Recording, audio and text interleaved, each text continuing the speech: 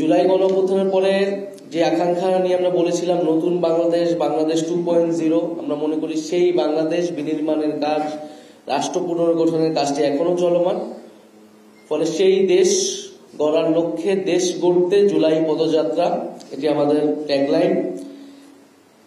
এর মধ্যে আমরা 16ই জুলাই যেদিন শহীদ আবু সাইদ শহীদ হন, এই জুলাই গণঅভ্যুত্থানের প্রথম শহীদ, এবং তার শহীদ হওয়ার মধ্য দিয়েই আমাদের যে জুলাই গণঅভ্যুত্থান শহীদের যে মিছিল, সেই মিছিলটি আসলে শুরু হয়েছে।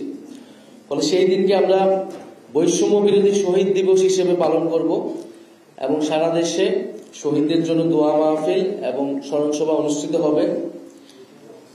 বৈষম্য বিরোধী শহীদ দিবস 16ই জুলাই।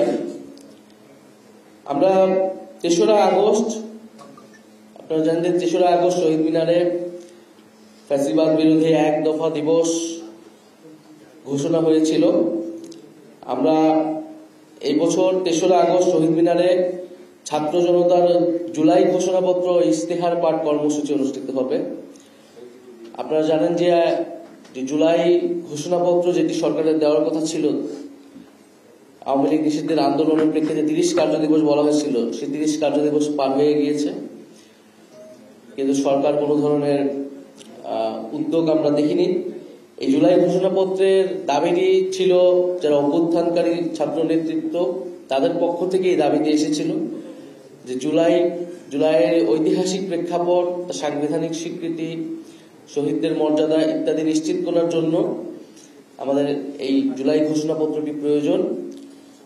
ফলে সরকার যেহেতু এটা তখন বলেছিল সকলের সাথে আলোচনা করে ঐক্যমত্যের মাধ্যমে এটি দিবেন, ফলে আওয়ামী লীগ নিষিদ্ধের আন্দোলনের সময় এটি পুনরায় সরকারের প্রতিশ্রুতি দেয়, সেই প্রতিশ্রুতি সরকার রক্ষা করতে পারেনি।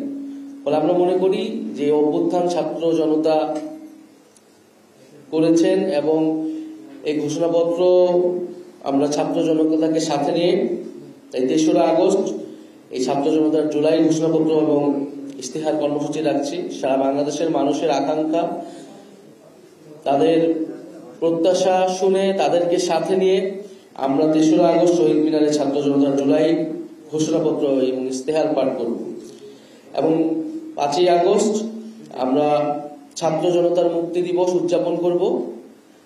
5ই আগস্ট আমরা জানি যে শেখ হাসিনা পলায়নের মাধ্যমে এই গণঅভ্যুত্থান একটা প্রাথমিক বিজয় অর্জন করেছিল এবং বাংলাদেশের মানুষ নতুন করে স্বাধীনতা এবং মুক্তি লাভ করেছিল। ফলে সেই মুক্তি উদযাপনে আমরা 5ই আগস্ট ছাত্র জনতার মুক্তি দিবস উদযাপন করব। আমি যদি সংক্ষেপে আরেকবার বলি, 1 জুলাই থেকে 30 জুলাই দেশ গড়তে জুলাই পদযাত্রা, এর মধ্যে 16ই জুলাই বৈষম্য বিরোধী শহীদ দিবস পালিত হবে। 3রা আগস্ট শহীদ মিনারে ছাত্র জনতার জুলাই ঘোষণাপত্র ও ইস্তেহার পাঠ। 5ই আগস্ট ছাত্র জনতার মুক্তি দিবস উদযাপন।